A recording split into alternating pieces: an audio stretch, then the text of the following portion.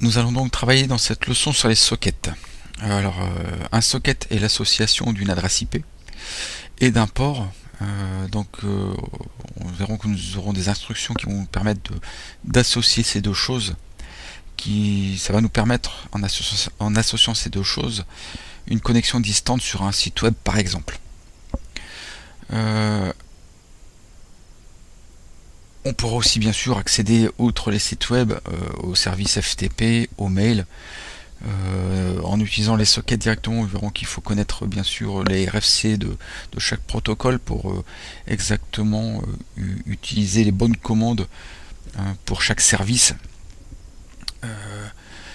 Et nous verrons dans d'autres leçons qu'il existe des bibliothèques spécialisées, par exemple pour le FTP, pour le web et ainsi de suite. Là, nous allons nous concentrer donc sur les sockets. La bibliothèque utilisée sera la bibliothèque socket. Donc nous devrons au démarrage faire un import de la bibliothèque socket pour pouvoir l'utiliser ensuite.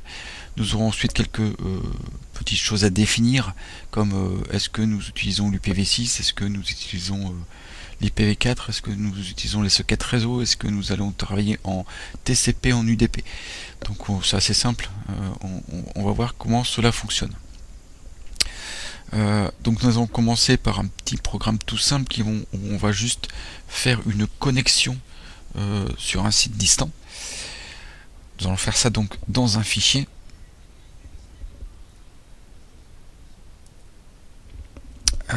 Donc définissons d'abord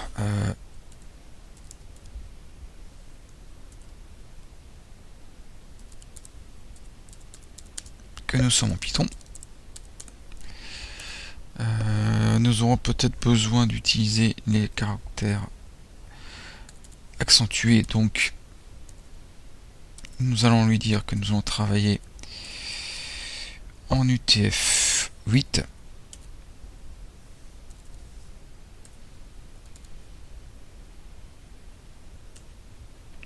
Importons maintenant la bibliothèque socket.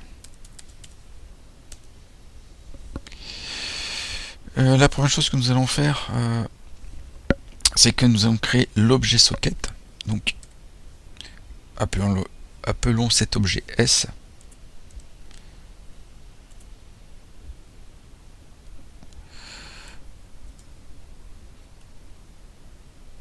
Voilà, donc regardons un peu, avant de continuer ce programme, mettons-nous dans l'interpréteur interactif et regardons un peu en faisant l'import socket ce que nous allons récupérer comme méthode de socket. Nous voyons que nous avons plein de méthodes socket, dont une méthode qui s'appelle ici socket.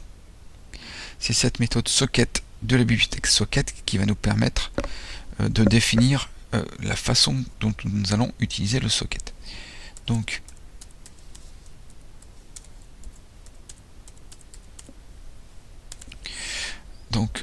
la bibliothèque socket avec sa méthode socket, et donc dedans nous allons définir que nous allons utiliser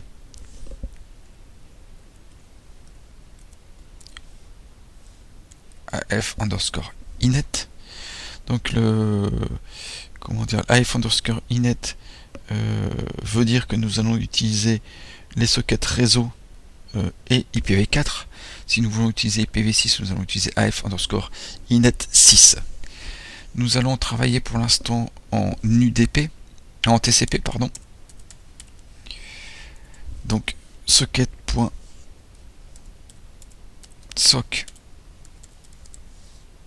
stream. Nous aurions marqué dgram si nous voulions être en TCP. Voilà, notre objet socket est créé. Alors nous allons peut-être l'indiquer, qu'on ait une petite idée. Nous allons dire ici le socket est créé.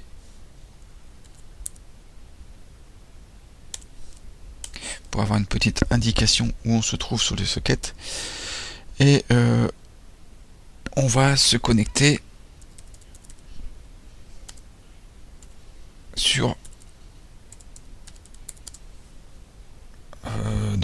nous allons marquer donc connexion à l'hôte distant et nous allons faire la connexion. Donc connexion à l'hôte distant. On va se connecter.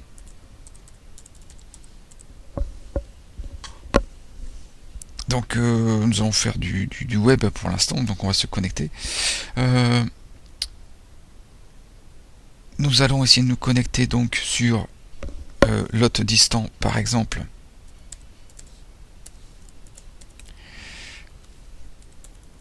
Mon site web sur le port 80. Voilà. Donc nous avons dit que nous étions connectés sur le site web sur le port 80. Nous allons nous donner une indication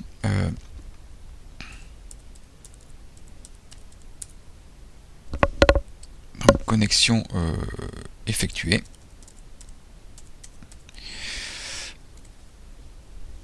Si nous lançons ce programme et que nous avons donc connexion effectuée, c'est que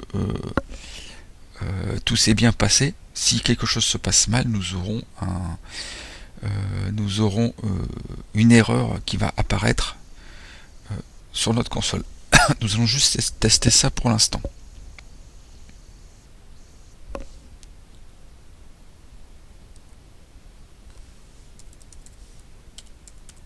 Je vais l'appeler test socket 1.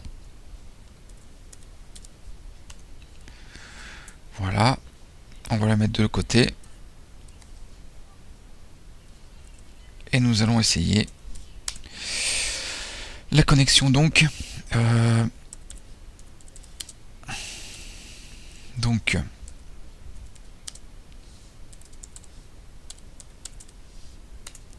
Nous rendons exécutable test socket 1 et nous pourrons donc maintenant lancer test socket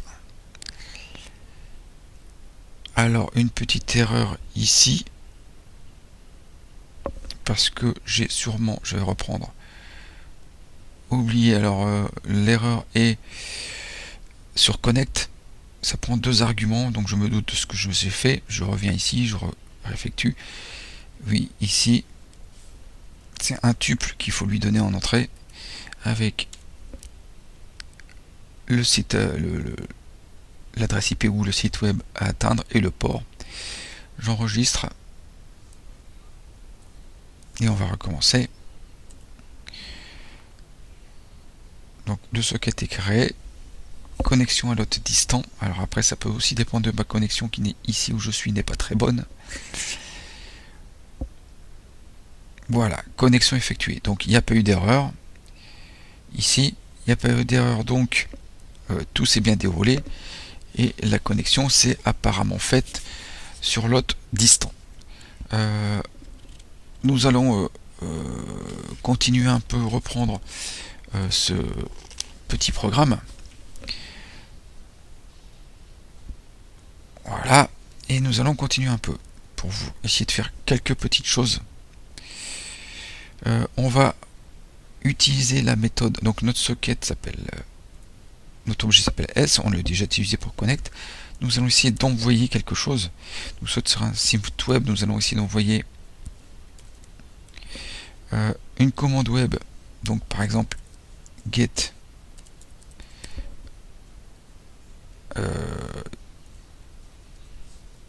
on va faire index.php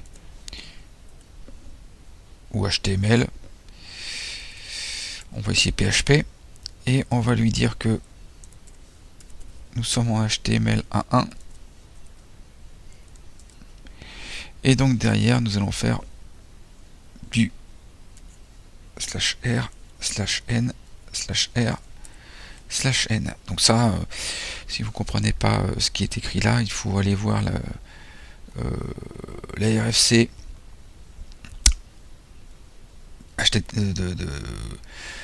la RFC web pour se connecter en HTML et cette commande sera indiquée. Donc je vais simplement demander, essayer d'afficher, de récupérer une page qui s'appelle index.php. Donc je ne sais plus du tout si j'ai une page index.php, mais il nous renverra de toute façon quelque chose, par exemple une page d'erreur. Donc j'envoie, je vais donc recevoir une réponse. Je vais essayer de récupérer toute la réponse. Donc je vais faire une boucle infinie. Et donc cette boucle infinie, je vais récupérer. Donc je vais faire donc du s.resive. Et je vais récupérer paquet par paquet. Alors je vais voir, je vais mettre par exemple ici récupérer 128 octets à la fois. Je vais afficher cette donnée qui se trouve dans data. Donc voilà. Et si ce qui est contenu dans data est égal à vide, à rien, je vais donc faire, on l'a déjà vu, ça, un break pour sortir de là. Et enfin, je dois fermer mon socket, donc s.close.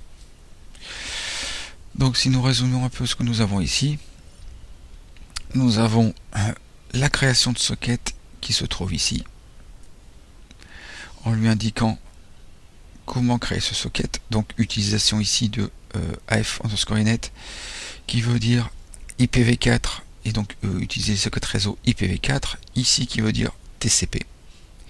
Quand nous avons défini cela, nous pouvons ici nous connecter avec la méthode connect de socket sur l'autre distant, en lui indiquant dans un tuple ici le premier élément du tuple où on veut se connecter et sur quel port pour le deuxième élément du tuple.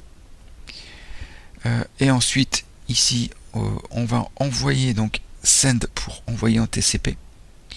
Donc on va envoyer une commande et on va recevoir grâce à receive, donc la méthode receive, RECV, de socket pour essayer de récupérer les choses et l'afficher à l'écran ici. Je vais enregistrer et on va faire un petit test pour voir si on récupère des choses.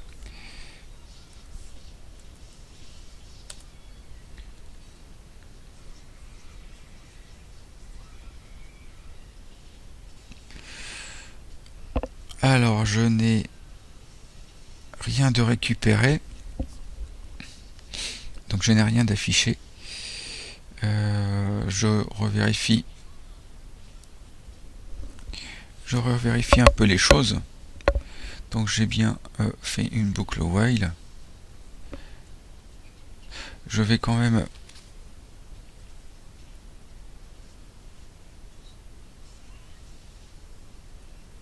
ici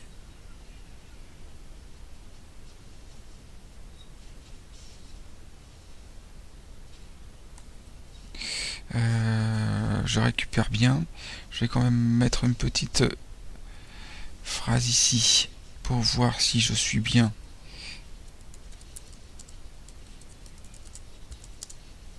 dans le while.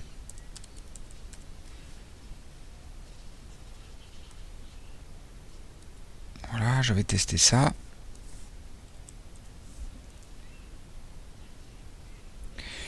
Dans le while, mais apparemment, donc, on voit que on entre bien ici dans le while. Mais il s'arrête tout de suite. Donc je vais juste changer pour voir si ça marche mieux sur un autre site. Je vais par exemple le faire sur le site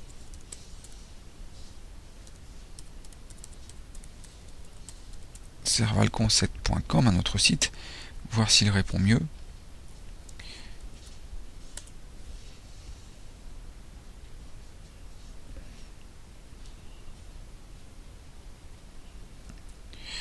Toujours rien. Donc la connexion se fait bien.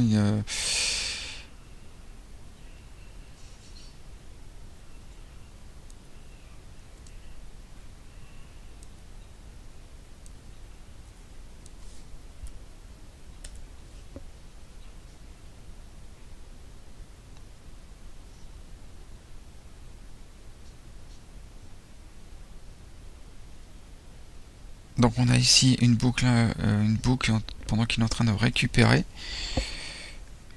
Mais l'inconvénient ici, c'est que rien ne s'affiche à l'écran. On voit qu'il boucle dans le while. Et par contre, il ne récupère rien du tout dans la data.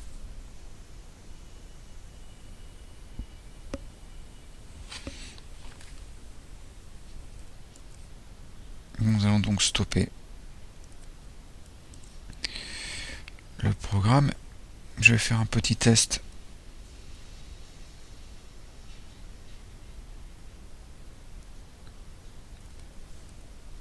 En augmentant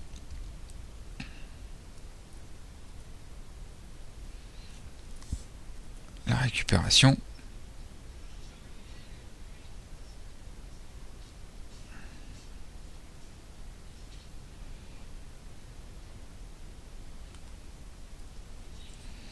Toujours pas d'affichage.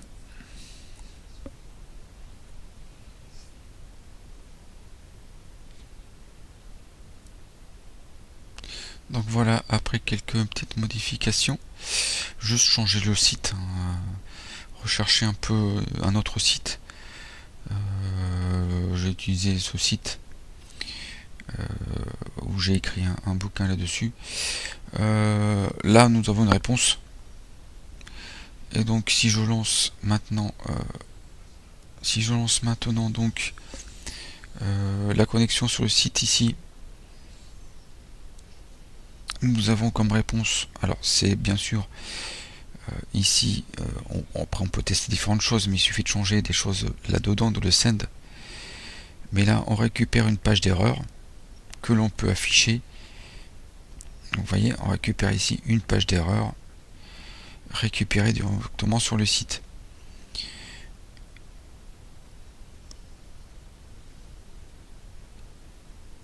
Et il n'y a ici que, parce que c'est pas très grand, on n'a que deux boucles. Juste pour faire un dernier test, je changeais un peu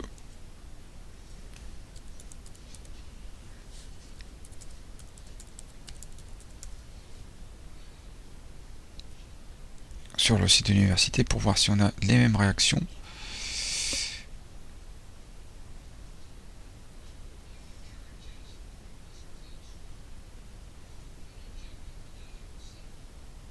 Voilà, la connexion est assez lente.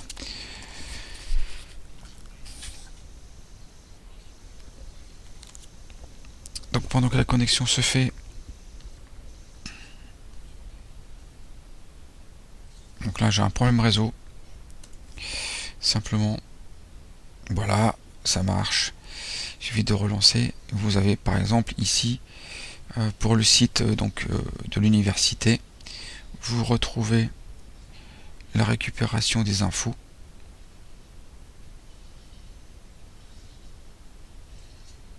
Donc là on remarque donc j'ai fait une demande sur un get sur index.html.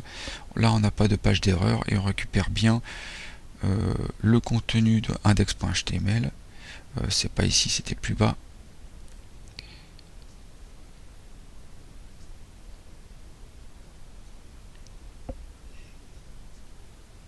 Voilà, vous avez la récupération entre les différentes boucles while. Vous retrouvez donc Université de Valenciennes. Nous récupérons des choses au fur et à mesure. Donc voilà, la connexion est assez simple et rien que qu'en ne connaissant que ça, on peut déjà se connecter où on veut, par exemple sur un site FTP 21 et faire des scènes et des resave,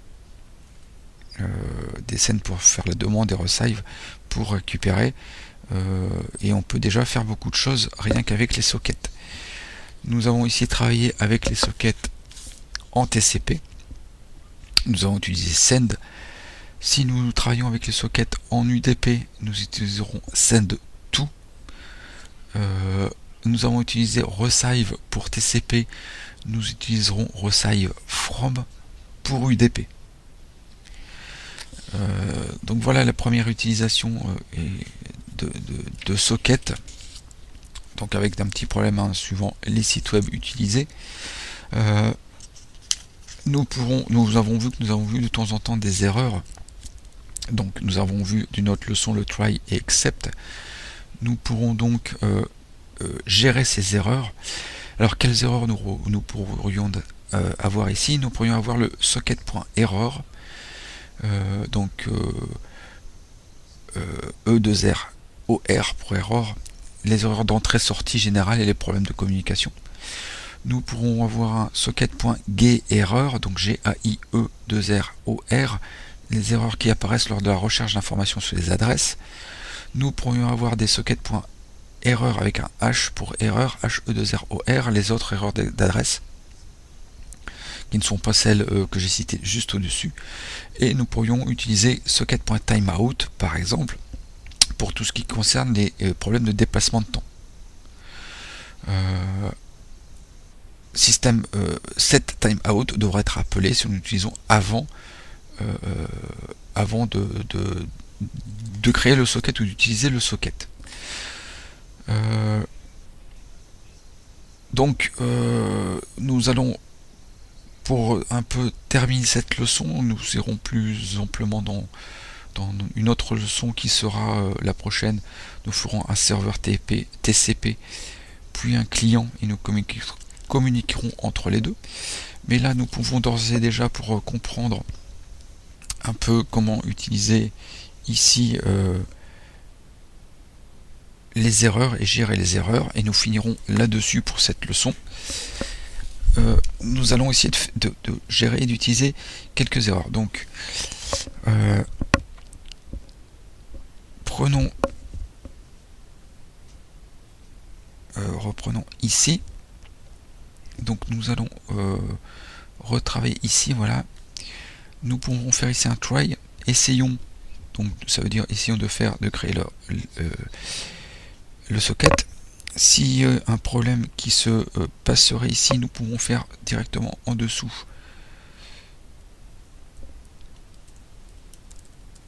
un accept. L'accept ici, ce sera socket.error. Nous pourrons bien sûr récupérer l'erreur pour la gérer directement. Et donc par exemple marquer ici print erreur de création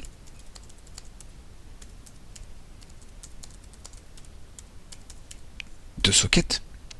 Et nous pourrions par exemple ici mettre l'erreur générée, et ensuite nous pouvons par exemple ici faire un 6.exit, puisque erreur de socket, nous pourrons quitter. Alors nous pourrons faire complètement autre chose. Il faut bien sûr importer 6. Si on passe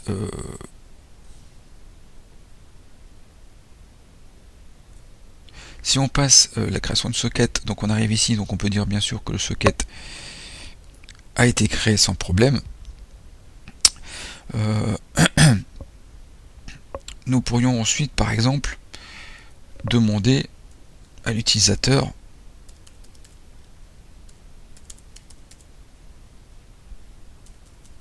on va le faire en raw input,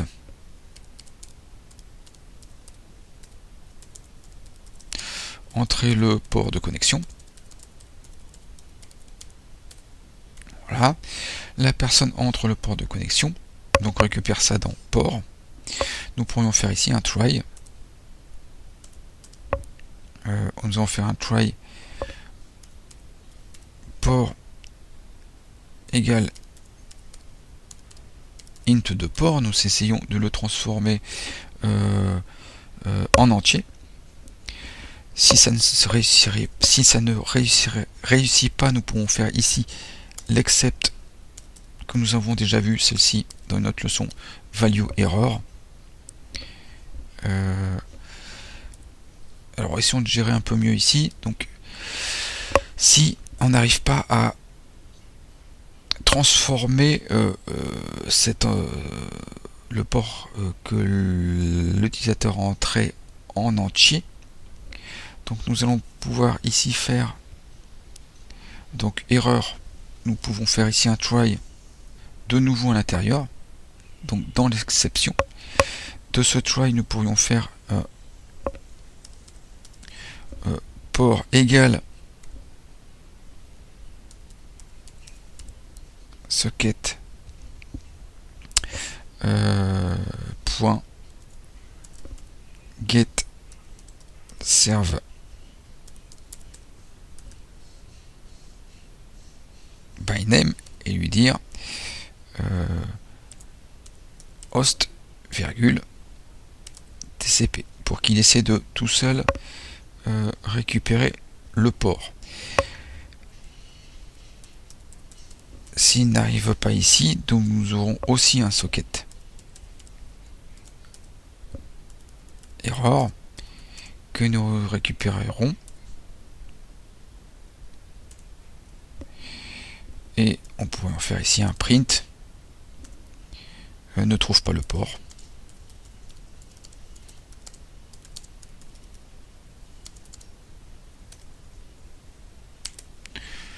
Par exemple. Et donc, si tout ça n'a pas fonctionné, on peut faire un 6.exit pour quitter proprement. Ou toute autre chose. Donc nous avons fait tout ça.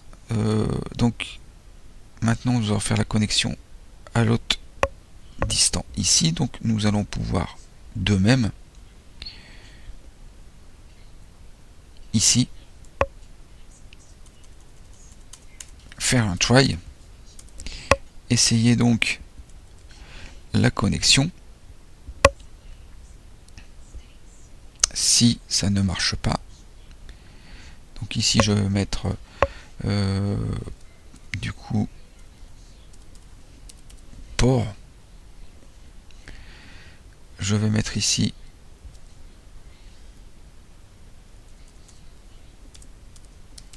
host et je vais indiquer plus haut que host. Alors on pourrait le demander à l'utilisateur par exemple que host c'est www.univ-valenciennes.fr. Voilà, donc je fais mon try, j'essaie de me connecter. Si ça ne marche pas, je fais mon accept. Donc là je vais faire mon accept.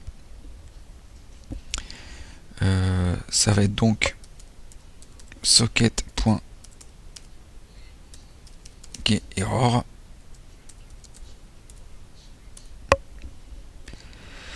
Si donc il n'arrive pas, on va faire print. On va faire un print erreur par exemple d'adresse de connexion du serveur. On pourrait donc, comme on l'a fait tout à l'heure, indiquer E. Si donc on a fait socket getError, on pourrait faire socket ici point error. Voilà. Et donc si c'est pas le problème d'adresse, donc nous pouvons dire ici que ça va être une erreur de connexion.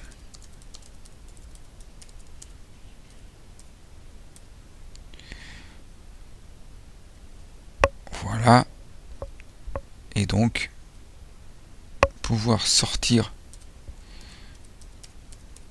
directement ici.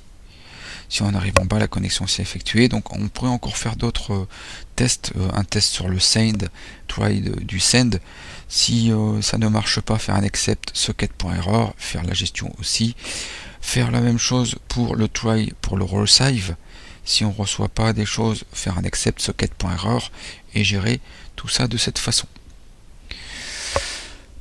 Donc voilà, on peut vraiment, avec les tries, qu'on a vu une leçon spécialisée sur les tries, nous pouvons gérer complètement les connexions et arriver à quelque chose de fiable et d'utilisable.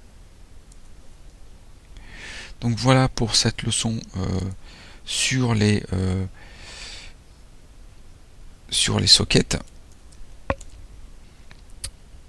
Donc la prochaine leçon, nous verrons comment créer un serveur en Python. Nous verrons ensuite comment créer un client Python et se connecter. Puis nous utiliserons les sockets pour du FTP. Et nous verrons enfin le FTP plus d'autres choses. Et nous verrons enfin toutes les bibliothèques spécifiques pour le FTP, les mails et ainsi de suite. Donc là, pendant que je vous parlais, j'ai relancé mon script pour voir qu'il fonctionnait bien, que j'avais pas fait d'erreur. Et donc là, la connexion se fait normalement. Et tout se passe normalement en faisant les tests.